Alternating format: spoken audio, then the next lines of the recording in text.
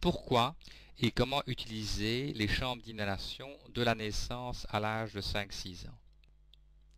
Notre objectif est de déposer dans le poumon la dose efficace des médicaments nécessaires, qu'il s'agisse de bronchodilatateurs ou d'anti-inflammatoires, en tentant d'avoir un effet local bronchique sans avoir d'effet général. Vous savez que le jeune enfant n'est pas capable d'inspirer brutalement dès que l'aérosol doseur est activé. Les gouttes de l'aérosol doseur sont donc perdues dans la pièce et ne pénètrent pas au niveau trachéal et bronchique. La collaboration passive est la seule chose que nous pouvons espérer du jeune enfant. C'est pourquoi l'on a placé entre l'aérosol doseur et la bouche de l'enfant une chambre d'inhalation. Dans cette chambre d'inhalation, les gouttelettes de médicaments vont rester bien piégées. Grâce au système de valve à sens unique placé ici, la respiration régulière de l'enfant va être à l'origine d'un flux d'air de l'aérosol doseur vers la bouche, vers la trachée et les bronches. Ce flux d'air continu, provoqué par la respiration calme grâce aux valves à sens unique, permettra le passage des gouttelettes de médicaments vers le poumon et leur dépôt bronchique. Comment utiliser correctement une chambre d'inhalation avant l'âge de 5-6 ans? Avant l'âge de 4 ans, il vaut mieux utiliser une chambre avec un masque que l'on va placer de manière bien étanche sur le visage en couvrant le nez et la bouche. Après l'âge de 4 ans, là, il est souvent possible de demander à l'enfant de mettre l'embout buccal directement en bouche avec les lèvres bien fermées de manière étanche autour de l'embout buccal.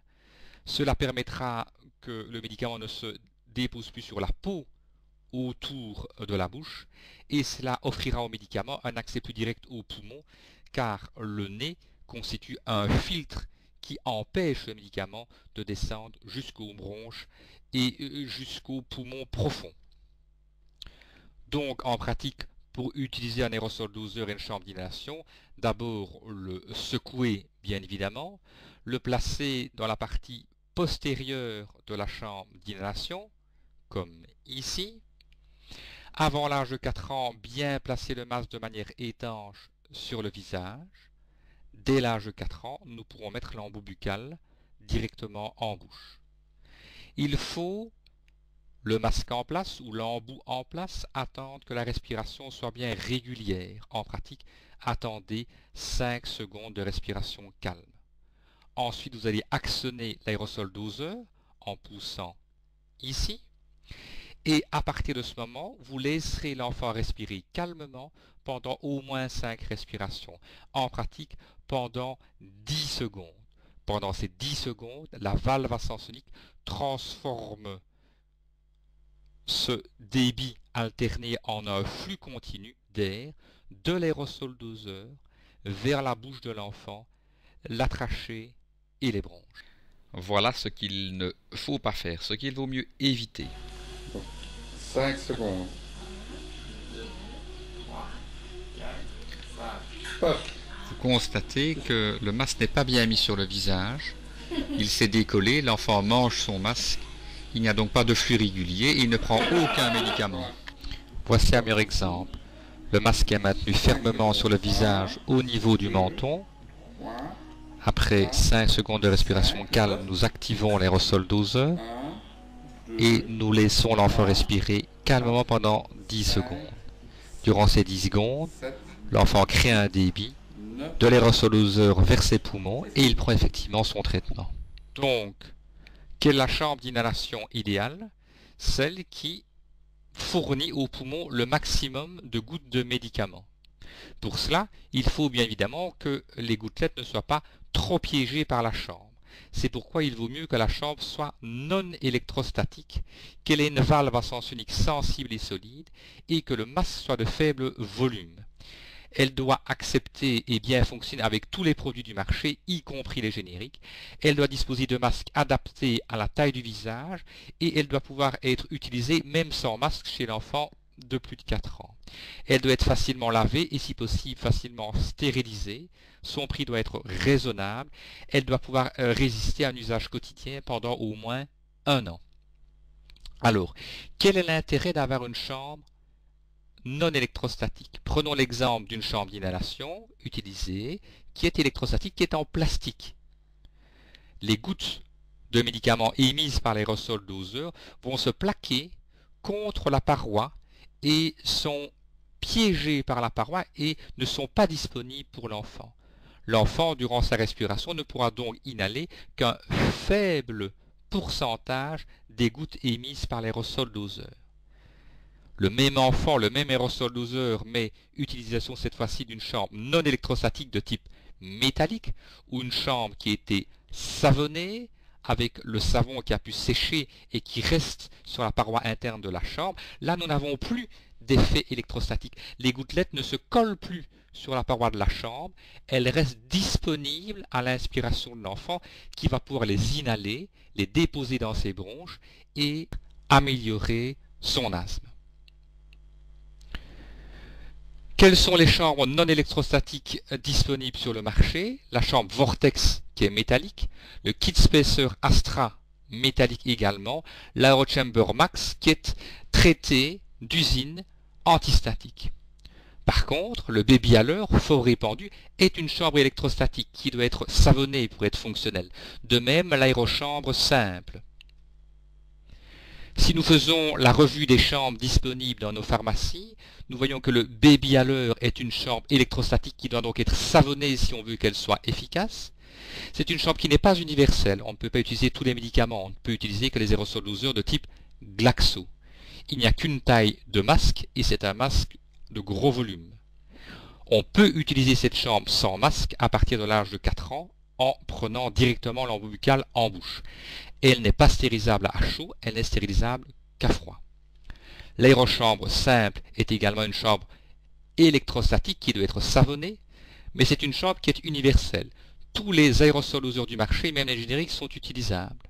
Il n'y a cependant qu'une taille de masque qui est fixée à la chambre et l'on ne peut utiliser cette chambre sans masque. Elle est donc inutilisable pour l'enfant de plus de 4 ans. Il faudra racheter une chambre spéciale avec embout. Elle n'est stérilisable qu'à froid. L'AeroChamber Max, qui est peu disponible en Belgique, est une chambre non électrostatique. Elle est universelle, mais il n'y a qu'un masque disponible, non adaptable à la taille du visage de l'enfant, et on ne peut utiliser cette chambre par l'embout buccal. Elle n'est stérilisable qu'à froid. Le KidSpacer de la firme Astra est une chambre non électrostatique, il n'y a donc pas besoin de la savonner.